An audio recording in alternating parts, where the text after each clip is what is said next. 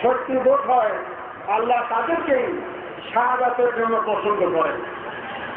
এবং আমি এটাও বিশ্বাস করি যে এই রকমের শহীদদের সন্তানেরা যখন মানুষের সামনে আল্লাহ দ্বীনের সংগ্রামের জন্য অগ্রসর হবে, সেই জমিনে আল্লাহ দ্বীনের বাস্তবায়িত হওয়া দুনিয়ার কোনো শক্তি প্রতিহত করতে পারবে না।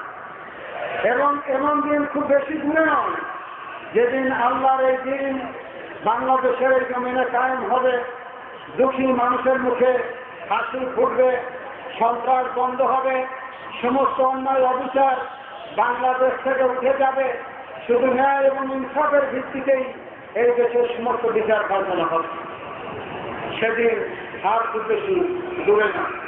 সংগ্রামী ভাই এবং বন্ধুগণ, জামাত-ইসলামী বাংলাদেশ আল্লাহর আইন এবং সৎপথের শাসন কায়েমের জন্য যে সংগ্রাম করছে, এই সংগ্রাম যুগে যুগে পরিচালনা করেছেন নবী এবং রাসূলগণ, ইমামগণ, মুজাদ্দিদগণ।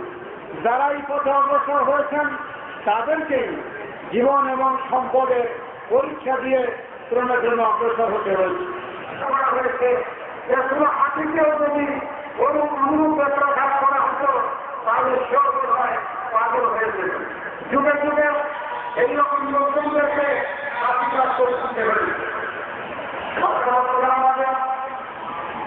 জামাত-ইসলামী বাংলাদেশের আমি একটি বলছিলেন বলার কথা, এই বিষয়ে আগের পুলিশকে হাতের কাছে ঘোরানো হয়। সেই খবর যখন তিনি পত্র পত্রিকা করেন তখন তিনি বলছিলেন যে আস্তে আস্তে নিজের অর্থেই নিজের ভাতটা গলার কাছে চলে গেল এবং ভাবলাম এই ফাঁসির রশি হয়তো একদিন আমার গলায়ও আসতে পারে। নিজের অজ্ঞাতেই বহু দূরের মানুষ মিশরে, যার সাথে একদিনও দেখা হয় নাই, তার প্রতি মমত্ব বোধে আমার চোখ থেকে দুঘোটা পানি গড়িয়ে পড়ল। আর ভাবলাম এই গলায়ও হয়তো একদিন ফাঁসির কাছ থেকে মনে ভুলতে পারে। তারপর থেকে মৃত্যু ভয় এমন ভাবে চলে গেল, আর জীবনে একজনের জন্য আমার মরণের জন্য কোনো চিন্তা হয় নাই। আর শহীদ জয়নুল আবেদিন ভাইয়ের শাহাদাতের পরে এই সমাবেশে দাঁড়িয়ে আমার এই রকমের মনে হচ্ছে যে হয়তো আমার এই ক্ষুদ্র কপালেও বাতিলের পক্ষ থেকে এমনই কোনো বোমা পড়তে পারে, অথবা কোনো গুলিও আসতে পারে, অথবা এমন কোনো গুলি হয়তো আমার বুক ভেদ করেও চলে যেতে পারে। এটা কোনো অবিশ্বাস্য কারবার নয়।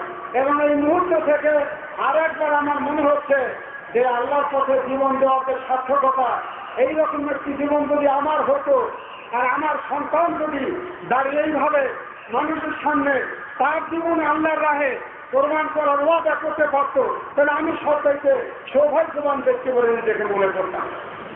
এবং আগামী দিনে আমি এই আল্লাহর দ্বীনের আন্দোলনে নিজেকে আপনাদের সামনে আল্লাহ দরবারে পেশ করেই আমার বক্তব্য শেষ করছি। ইনশাআল্লাহ